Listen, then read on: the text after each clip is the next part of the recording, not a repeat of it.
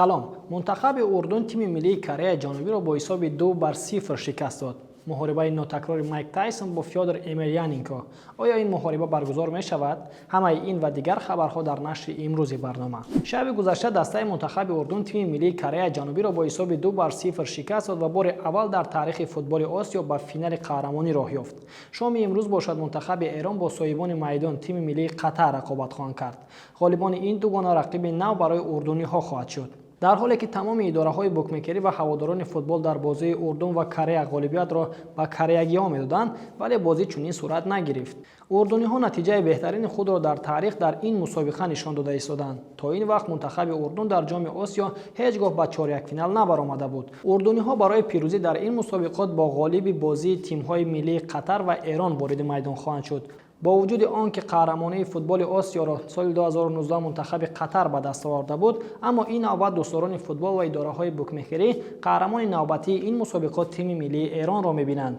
تاجیکستان نیز بار نخست در تاریخ فوتبال کشور در جام فوتبال آسیا اشتراک کرد و تا چهارک فینال این مسابقات راه یافت و در نهایت با حساب 1-0 از منتخب اردن شکست خورد. در قهرمانی فوتبال آسیا 24 کشور میان هم رقابت میکنند. این جام در 4 سال یک مرتبه برگزار می شود. باشگاه‌های ازبکستان می‌خواهند علیشیر شکوروف بازیگر تیم ملی تاجیکستان را به دسته خود جلب کنند.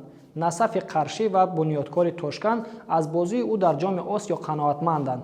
دیناموی تبلیسی هم به این فوتبالباز توجه ظاهر کرده است. خود شکوروف 21 سال داشته حالا در باشگاه کوکتاش ناحیه رودکی بازی می‌کند و از موسم سال 2021 در حیات آنها 36 بازی انجام داده است. 17 اکتبر سال 2023 در حیات تیم ملی تاجیکستان در بازی با مالزی اولین بازی خود را انجام داد.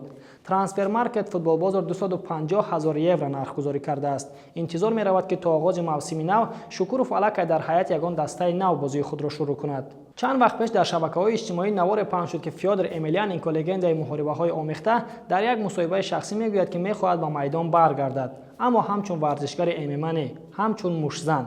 امیلیانینکو همچنین اشاره کرد که او می‌خواهد با مایک تایسون قهرمان گرانوزن جهان که حالا در حالت خوب جنگی قرار دارد بجنگد. این مصاحبه‌ها چند ماه قبل بودند، اما تا امروز سر و صدای آن در شبکه‌های اجتماعی پهن می‌شود. ولی در نگذشته مایک تایسون با او جواب می‌گرداند و می‌گوید که فیودر امیلیانینکو را می‌تواند به یگان مانع به نокаут فرستد. Мне Емельяненко вызов кинул. Не, я реально сначала не поверил в это, а потом убедился и охренел. Ну а так, чё, я готов с ним зарубиться, почему бы и нет, думаю, будет круто. Он же вроде по правилам бокса хочет. Поэтому я с легкостью его вырублю. در حالی که میلیون ها مخلص آماده‌اند این محاربه را تماشا کنند، ولی تا حال یگان تشکیلات یا شخص سرپرستی این محاربه تاریخی را بر عهده نگرفته است و آن دایر نشده است. مایک تایسون قهرمان ناتکرار باکس پس از محاربه نمایشی خود با رای جانز که ماه اکتبر سال 2020 برگزار شده بود دیگر به میدان نبرآمده است. تایسون سال 2005 به کارنامه پروفسیونالی خود خاتمه بخشید و حالا همچون مربی باکس با فرانسیس انگانو، یکی از قهرمانان تشکیلات UFC که اکنون از MMA به باکس گذشته است، تمرین می‌دهد.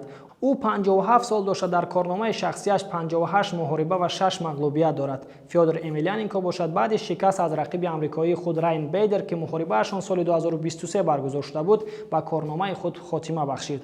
فیودر امیلیانینکو 47 سال داشته در کارنامه حرفه‌ای خود 47 محاربه و 7 مغلوبیت دارد. او حالا همچون مربی محاربه‌های آمیخته و باکس فعالیت می‌کند. محاربه نوبتی قمرالدین حسنوف یا کامیل کاراته با رقیب شناخته و سرسخت خود از قرقیزستان مارسل نورلانبک برگزار می‌شود.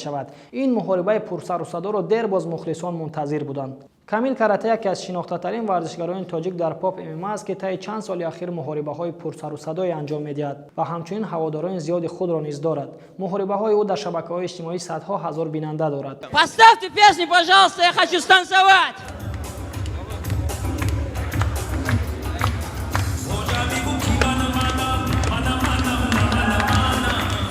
قمرالدین حسنوف 35 سال داشته و در میان مردم با عباره شناخته تاجیکستان به پیش مشهور است. نورلانبک 26 سال داشته در کارنامه حرفه‌ای خود 11 غلبه و یگان باخت ندارد. قمرالدین را باشد با رکورد 3-1 میشناسند.